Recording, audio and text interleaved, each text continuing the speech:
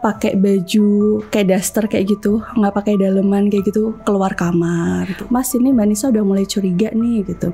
Jadi aku suruh dia sarap WA, suruh dia track lokasi. Nggak bakal ketahuan kita Mas. Kakinya kayak dipijit-pijit. Nah itu akhirnya mereka pertama kali berhubungan tuh di situ. Di rumahnya Nisa. Itu saya pernah hamil gitu.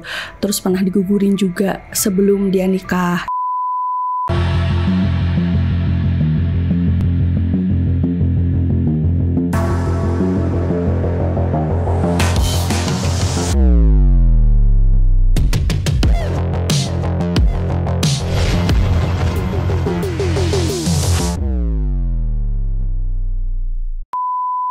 Hai guys, welcome back to Ngobrol Asik. Hari ini aku kedatangan yang filmnya lagi viral di mana-mana.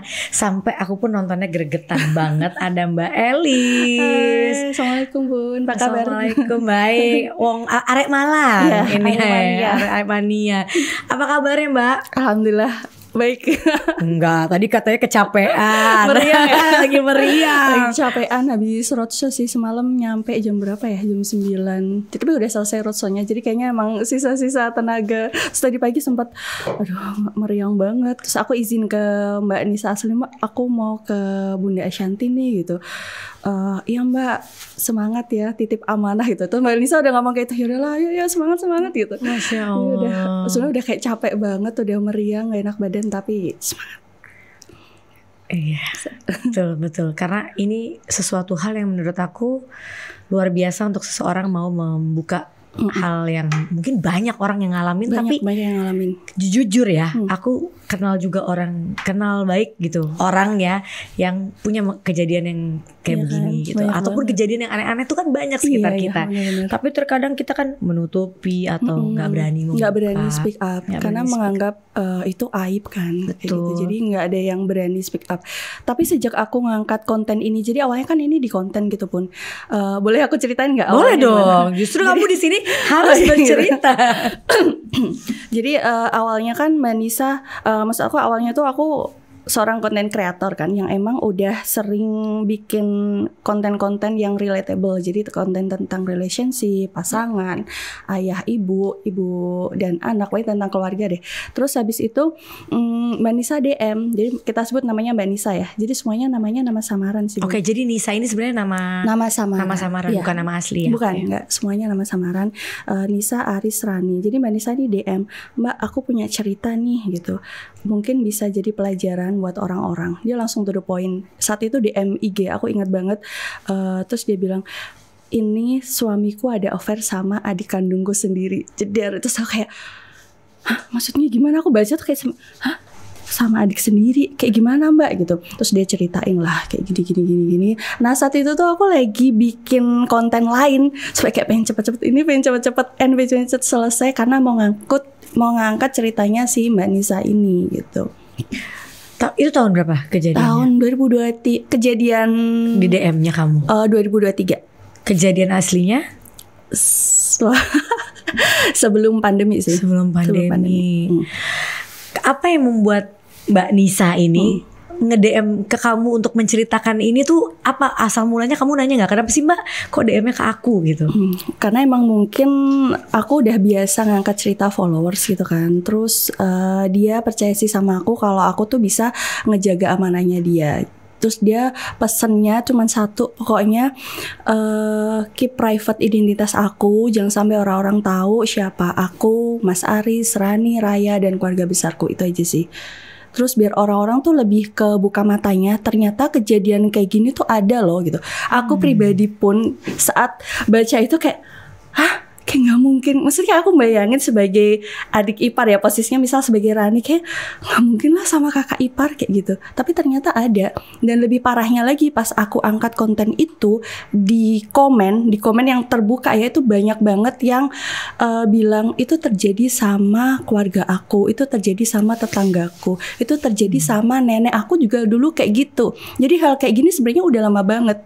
Jadi yang DM misal cucunya ya, itu terjadi ke neneknya, berarti kan udah lama banget.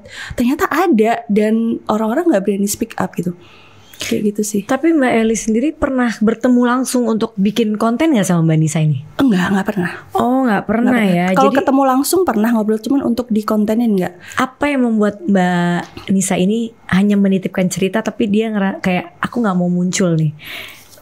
Karena dia mikirin keluarga besarnya sih. Dia selalu bilang kalau ini rame nanti nasib Raya gimana, nasib Rani nanti dihujat gimana. Dia hanya pengen orang-orang ngambil pelajaran hidupnya dia aja gitu aja sih. Dia benar-benar masih mikirin Rani, benar-benar masih mikirin adiknya. Padahal adiknya udah nyakitin kayak gitu. Kayak sebaik itu sih.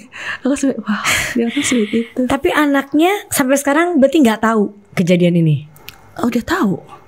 Oh jadi anaknya itu yang aku maaf mau tanya, kejadian yang semua alur di film itu tuh persis sama atau ada yang dibedain? Ada yang dibedain sih dengan aslinya. Kalau film disesuaikan dengan kebutuhan film. Coba boleh nggak sih diceritain ke kita sebenarnya cerita aslinya tuh gimana sih Mbak? Cerita aslinya sebenarnya udah pernah aku kontenin juga, persis juga. Tapi aku akan ceritain lagi ya bener. Jadi awalnya ibunya Mbak Nisa sama Rani nitipin Rani ke Mbak Nisa. Jadi itu benar ya? Ya itu benar. Kita sebut kotanya ini Samaran ya. Kita sebut kotanya misal kota M gitu. Jadi mereka tinggal di sebuah kota M. Nah ibunya ini tinggal di kota S. Nah, kayak gitu. Terus titipilah si Rani ke Mbak Nisa, ini biar adikmu sama kamu aja ya kuliahnya. Jadi maba, dia mahasiswa baru gitu. Soalnya kalau ngekos ngeri gitu. Kan kamu tahu sendiri pergaulan sekarang kayak gimana. Ya wajar sebenarnya kan sih, gitu ya. Kan, kayak gitu kan. Ya udah nggak apa-apa. Tapi kamu nggak ngerasa repot kan? Adikmu mah ini kok nanti suruh bantu-bantu apalah kayak gitu. Ya udah akhirnya normal. Adiknya si Rani ikut Nisa sampai suatu hari tuh Nisa ada kepikiran, ada rasa takut sih. Rasa takut kalau suaminya itu ada rasa ke adiknya. Karena dia pakai baju kayak daster kayak gitu, nggak pakai daleman kayak gitu, keluar kamar kayak gitu. Jadi kalau di rumah nggak pakai hijab, tapi kalau di luar pakai hijab. Kalau di film kan dia nggak ada kecurigaan. Kalau di cerita aslinya dia curiga. Dia lebih ke takut lah ya gitu. Mungkin kayak kita ya ada misal suami terus ngelihat mungkin ponakan atau adik yang nggak pakai daleman itu kan kayak takut tau. Pasti ada rasa kayak gitu nggak sih? Iya kan? Gimana pun pasti ada rasa kayak itu. Nah yang dirasain Mbak Nisa juga kayak gitu. Tapi dia selalu nyalahin kayak dirinya sendiri. Aku nggak boleh kayak gitu, masa mikirnya kayak gitu kan Mas Aris nggak mungkin lah kegoda sama adik sendiri gitu. Sempat kayak dia ada rasa takut suaminya kegoda gitu. Jadi dia mau negur adiknya pun kayak nggak enak gitu, takut adiknya sakit hati. Sampai suatu saat adiknya kayak gitu terus pakai kaos oversize, terus pakai short pant gitu, terus tidur di sofa gitu. Jadi bener-bener yang posenya ini. Terus Mas Aris pulang kerja ngelihat itu, terus Mbak Nisa ngelihat Mas Aris yang pulang kerja ngelihat Rani ketiduran di sofa. Dia ada rasa kayak dek gitu, kok lebih ke takut kegoda gitu aja sih. Terus akhirnya ditegur tuh, nggak ditegur. Si Rani bilang ke ibunya, Bu aku mau ngekos aja deh gitu. Lah kenapa kamu mau ngekos gitu? Ya aku nggak nyaman di rumah Mbak Nisa gitu. Akhirnya ibunya bilang, di sini kenapa kok adikmu tiba-tiba minta ngekos gitu. Terus kamu si Nisa bilang, iya adik itu suka pakai baju pendek-pendek Bu. Ya kamu bilanglah baik-baik ke adikmu gitu. Terus Nisa ngerasa, lah ibu aja nggak ada rasa kecurigaan ke Rani, masa iya aku curiga gitu.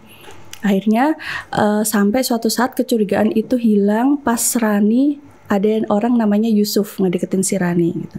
Jadi yang nggak ada nih di film ya, film. Pacaran mereka. Pacaran sama Yusuf, dan yang ngenalin adalah si Aris.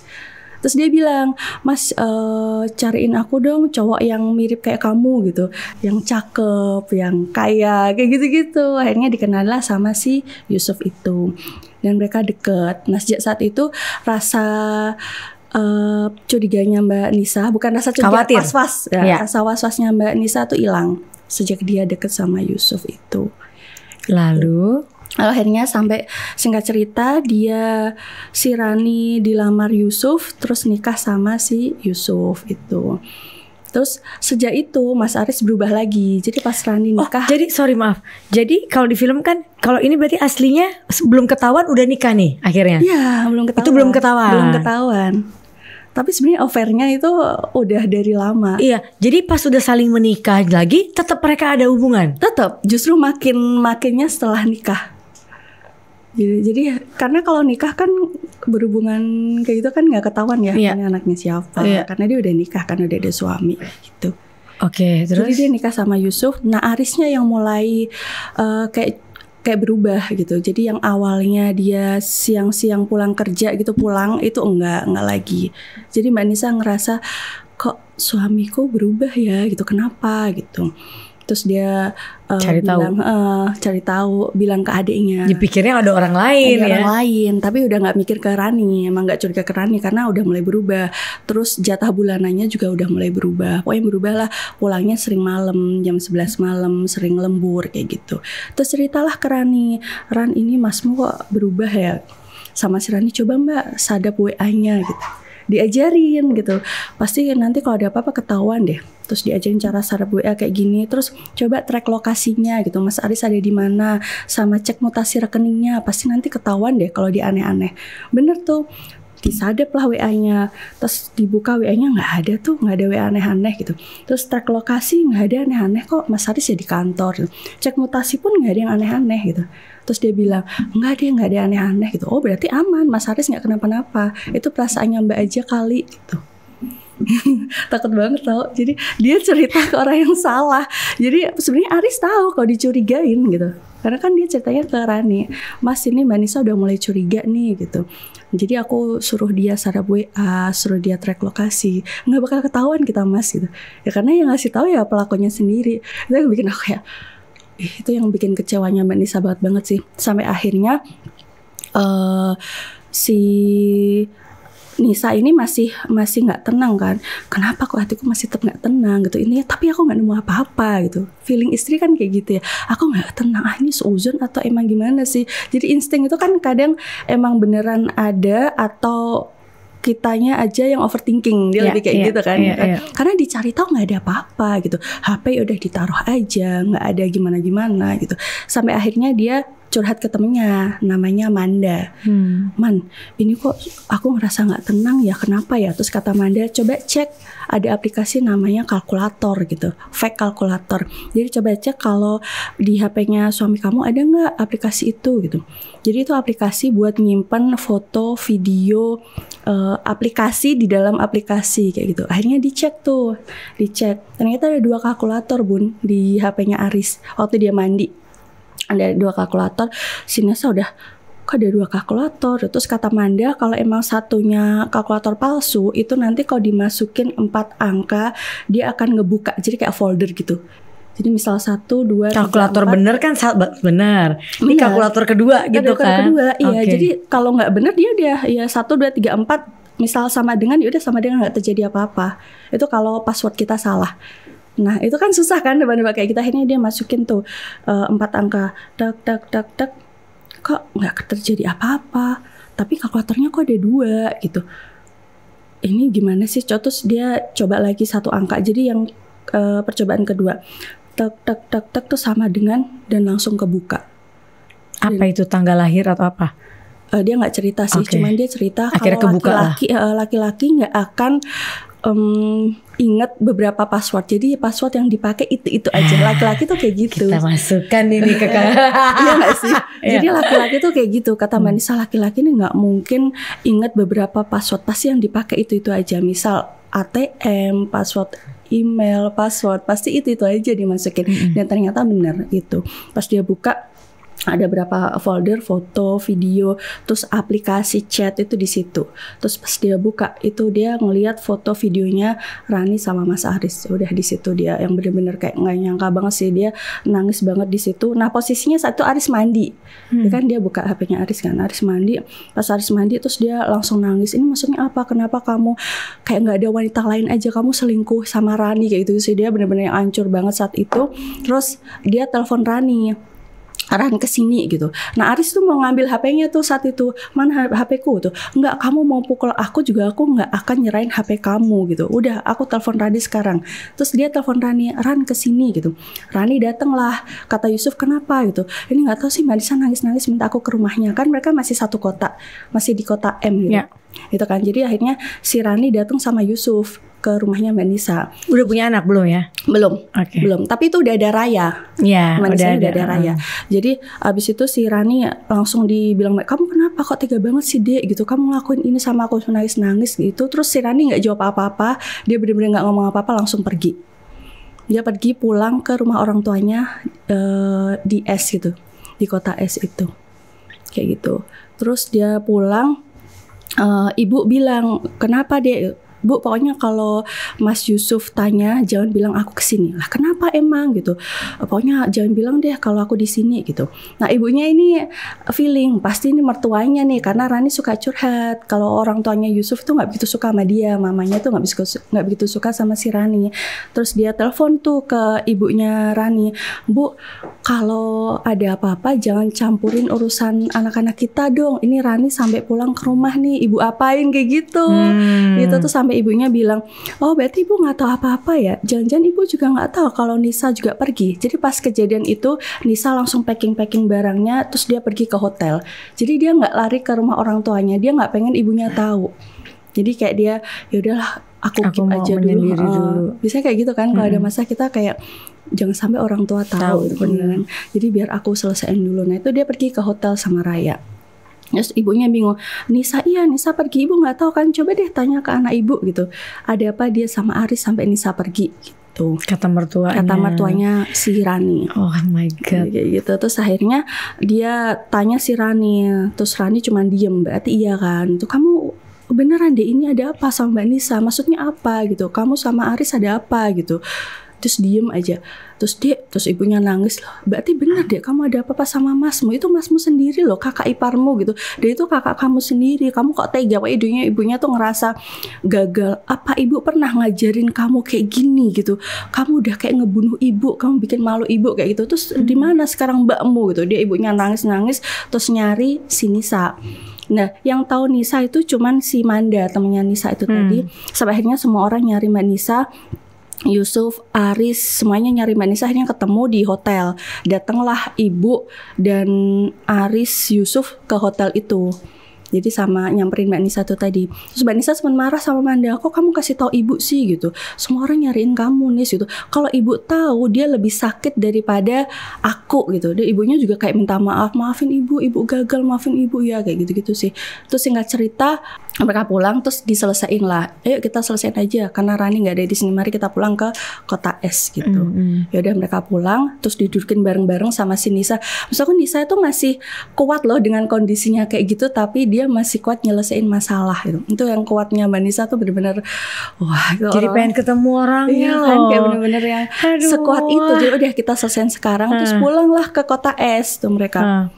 Mereka duduk terus gimana disuruh ceritain tuh apa sih yang aku melakukan sama ini sejak kapan. Pokoknya bener-bener disuruh nyeritain dari awal sampai akhir gitu. Akhirnya dia buka omongan Rani di situ, dan di situ baru ketahuan gimana Rani memulainya, kapan dia hamil gitu. Dia bilang di situ, saya pernah hamil gitu, terus pernah digugurin juga sebelum dia nikah gitu.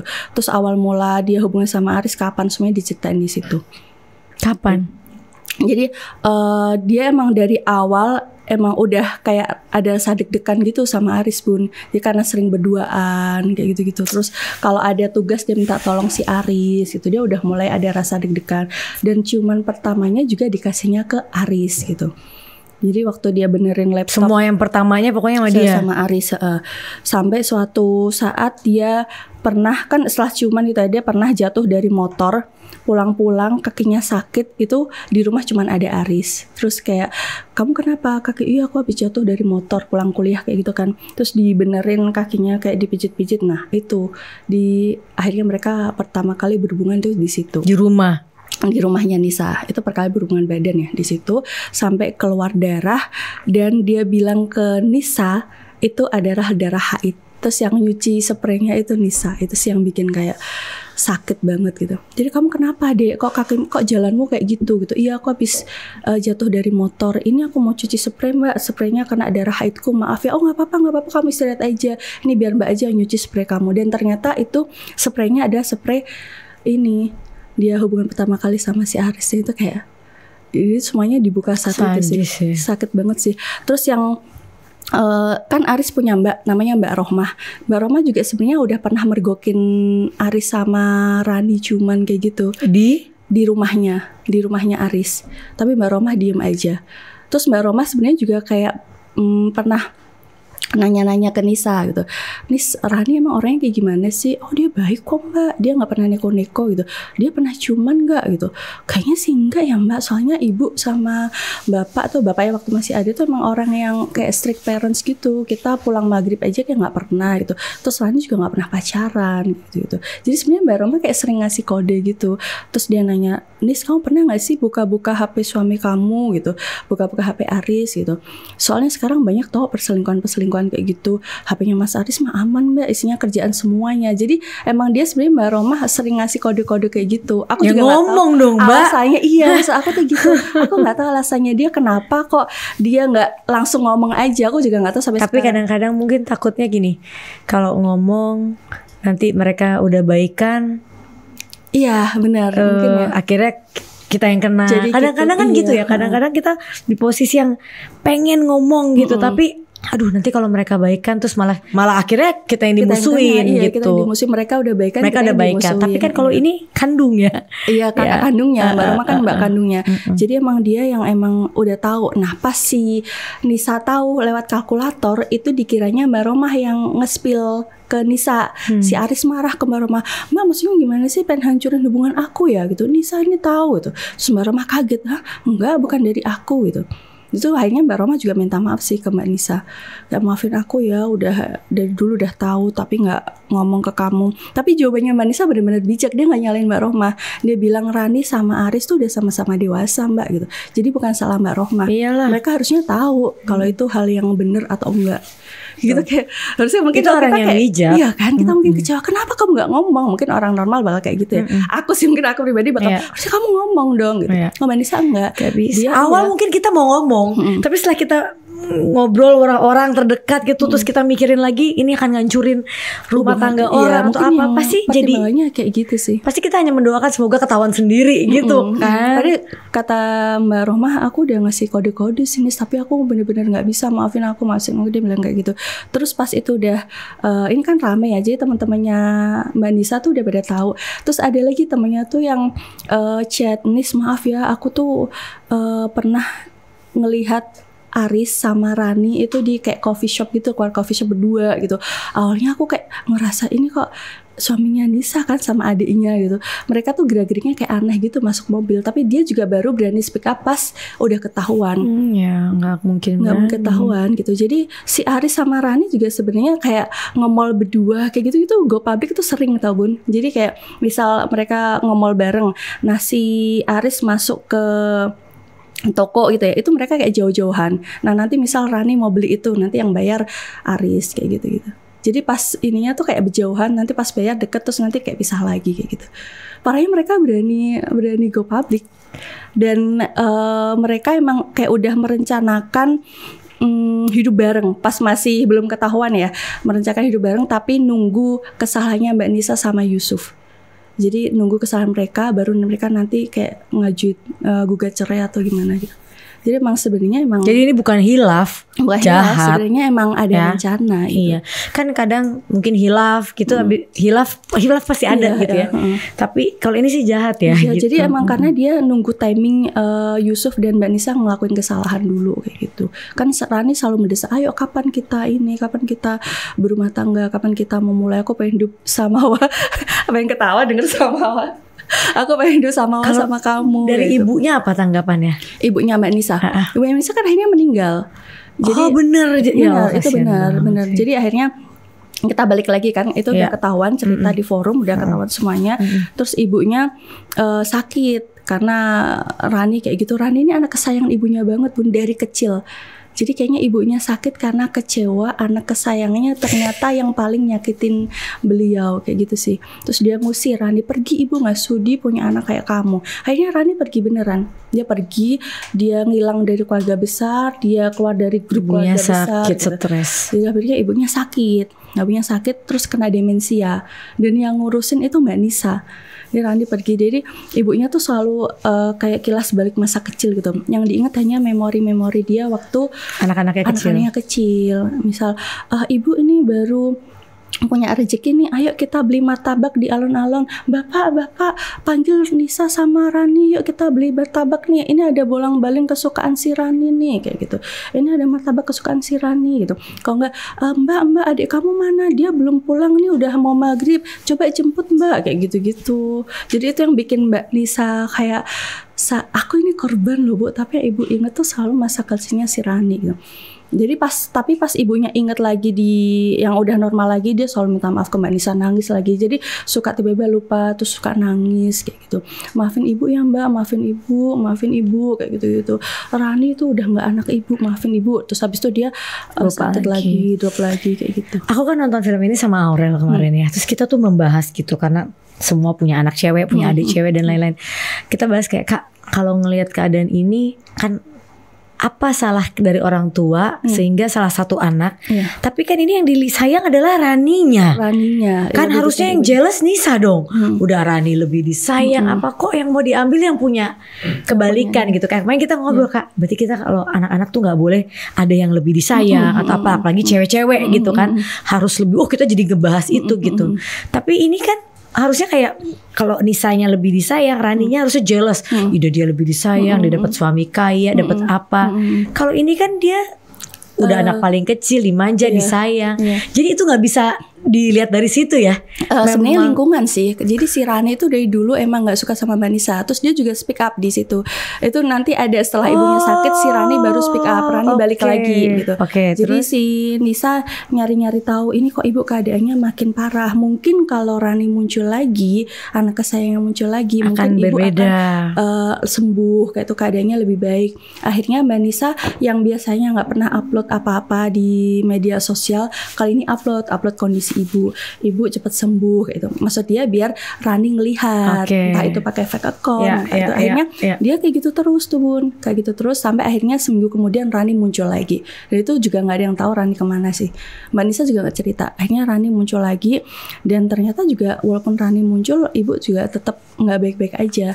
Sampai akhirnya si Aris bilang ke Mbak Nisa, adik kamu itu mungkin seperti itu karena nggak ada sosok bapak. Coba deh, dia Nisa marah-marah, kok kamu nyalain bapak, kan bapaknya nggak ada gitu. Iya, kamu tahu nggak sih adik kamu itu sebenarnya udah dari kecil baca komik dewasa kayak gitu. Nggak mungkin Rani kayak gitu. Iya, Rani tuh menjadi diri sendiri pas di depanku, dia cerita gitu. Coba dia lihat. Tadi beneran Nisa buka kamarnya Rani, kan mereka lagi di rumah orang tuanya ya. Jadi dia buka kamarnya Rani, dia buka lacinya, ternyata ada komik-komik dewasa. Dan saat itu Rani marah banget waktu kamarnya diobrak-abrik sama Nisa. Maksud aku, jadi ternyata kita kadang nggak kenal loh saudara kita tuh seperti apa. Padahal kita hidup sama dia dari kecil, kita nggak akan tahu dia pernah nonton apa, baca apa. Mungkin itu juga yang nge-trigger Rani seperti apalagi itu. era sosial media. Iya, jadi emang benar-benar harus dipantau. Iya, benar-benar. Tapi di Indonesia ini kan darurat fatherless banget ya. Fatherless tuh kayak benar-benar hilang figurnya ayah di dalam kehidupannya, yang membuat tingginya bullying, tingginya, dan anak perempuan kalau nggak dekat sama bapaknya tuh jadi lebih nakal katanya. Ini kata-kata psikolog. Nah di Indonesia tuh lagi darurat itu gitu, makanya mungkin ke anak gitu, karena banyak banget aku ngobrol sama yang ahli ya gitu, bahwa ya itu kayak aku kan juga punya, maksudnya kehilangan sosok ayah dari kecil. Ya itu dibilang bahwa kehilangannya karena memang berpisah. Tapi ada yang kehilangan karena memang ada bapaknya tapi kayak nggak ada aja gitu. Oh iya. Kan banyak juga kayak gitu. Nah itu yang membuat anak perempuan jadi kenapa.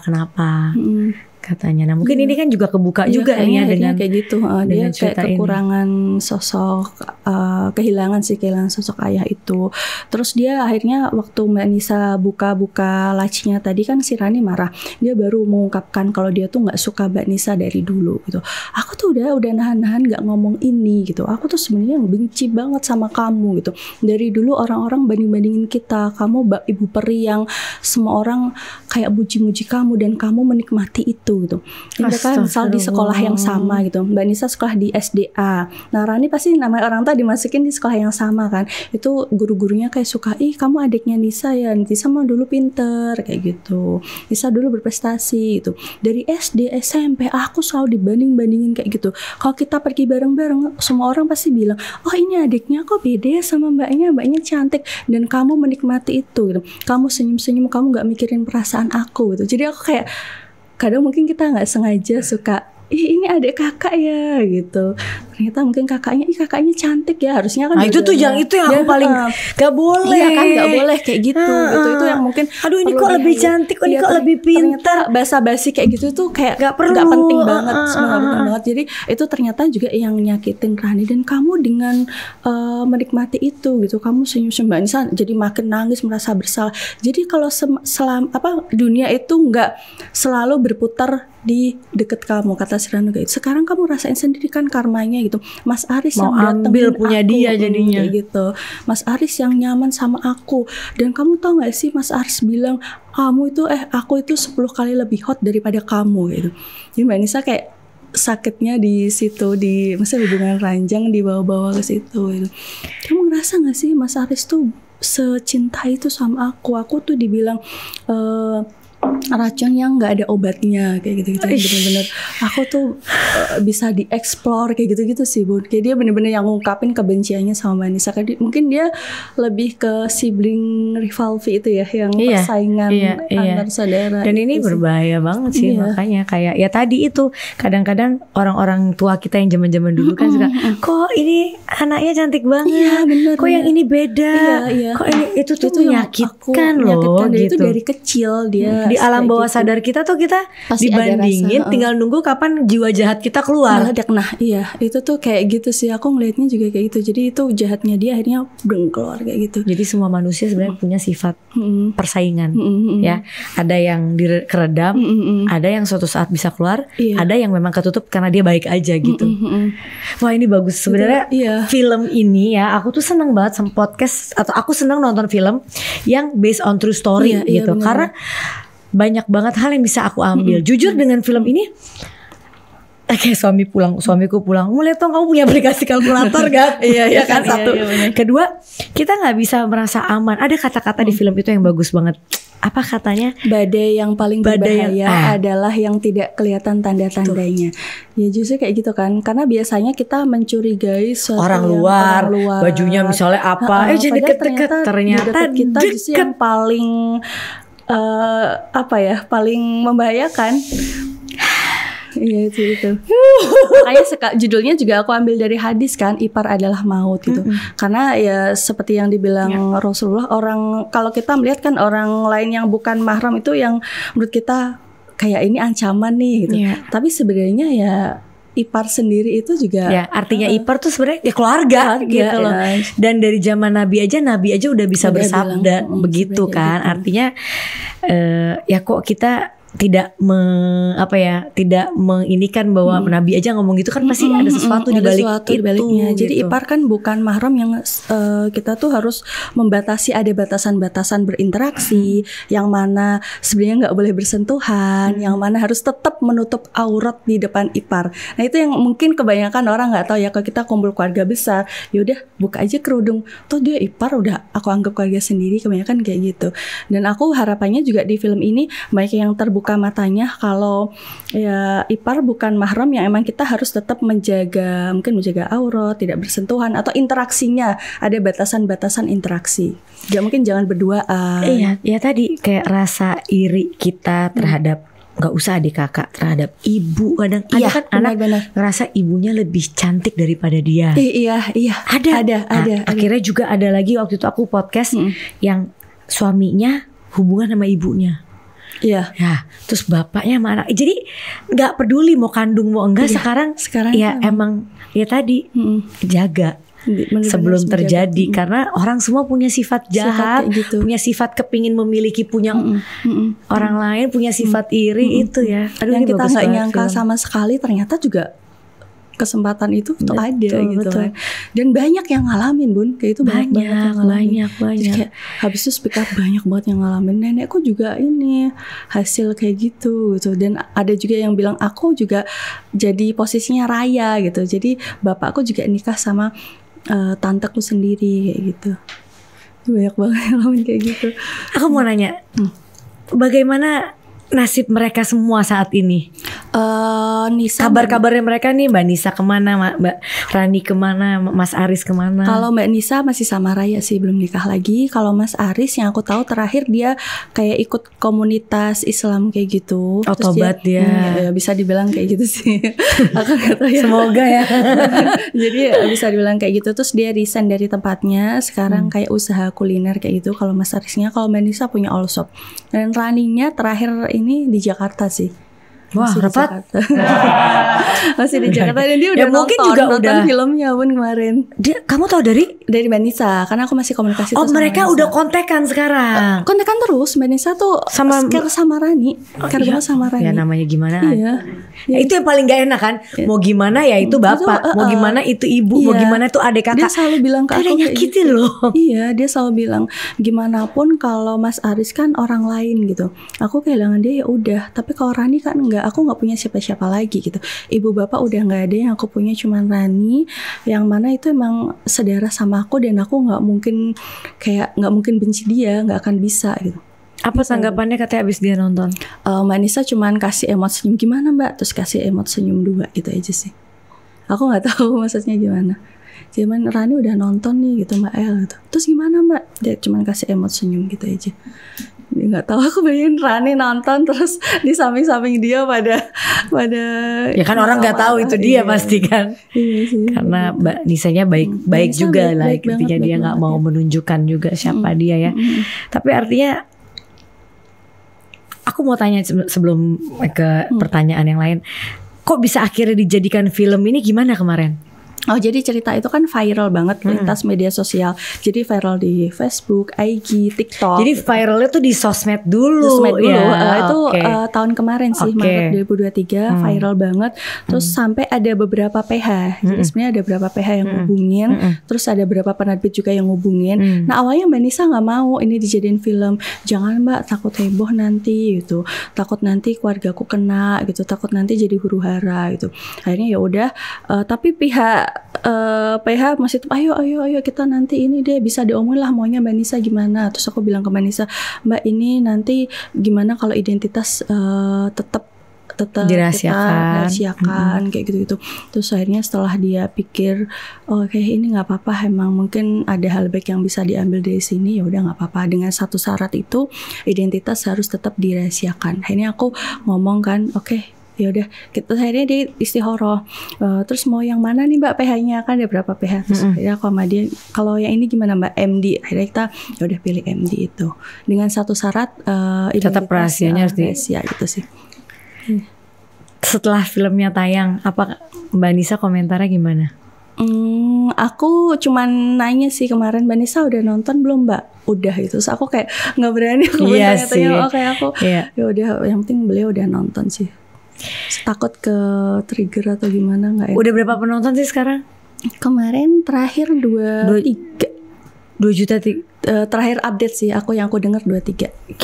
Wah, luar biasa. Dan ya Bun, semoga iya dong, harus orang harus ibaratnya film ini juga orang yang nonton setelah keluar dari bioskop ya kayak kita salah satunya itu menjadi lebih kayak gini ya. Oh begitu ya. Ya seuzon pasti ada atau apa, tapi kayak lebih banyak banget hal yang jadi kita harus ya apa ya? Ya menanggulang apa?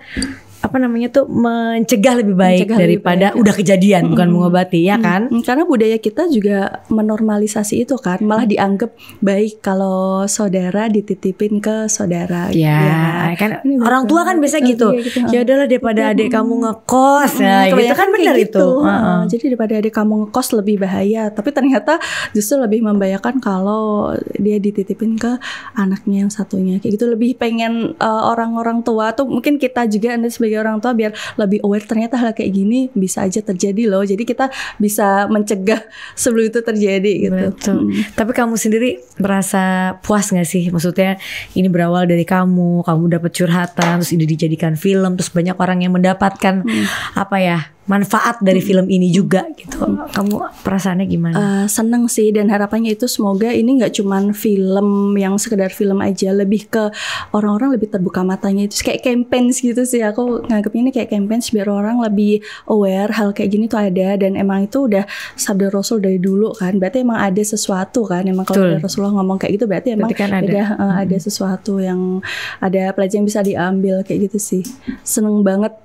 Ke depan ada lagi nggak cerita orang yang pengen kamu jadiin film lagi? Ada lagi gak sih yang lebih serem dari ini? Banyak ya? Kalau serem banyak sih, tapi sebenarnya yang udah diambil nih ada berapa. Tapi yang baru pertama sih Ipar Adalah Maut. Oh, jadi kamu udah ada beberapa. Iya, ada yang udah diambil. Ntar lagi kamu jadi penulis cerita jangan-jangan.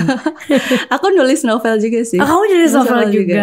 Oke. Emang dari awal seneng kayak storytelling kayak gini. Jadi emang spesialis kisah nyata. Jadi kayak aku buka wadah gitu. Kalau dulu DM, sekarang udah nggak bisa DM lagi. Jadi email gitu. Jadi siapa yang pengen kisah nyatanya dijadiin konten bisa email ke sini kayak gitu. Boleh dong podcast di sini juga ya, kalau mau bisa berbagi ceritanya sama kita ya kan. Senang aku dengar cerita-cerita kayak gini tuh, artinya bukan mengumbarkan aib juga ya, tapi lebih dengan pelajaran. Lebih menjadi pelajaran hidup bahwa ada sebanyak hal yang kadang di luar nalar kita.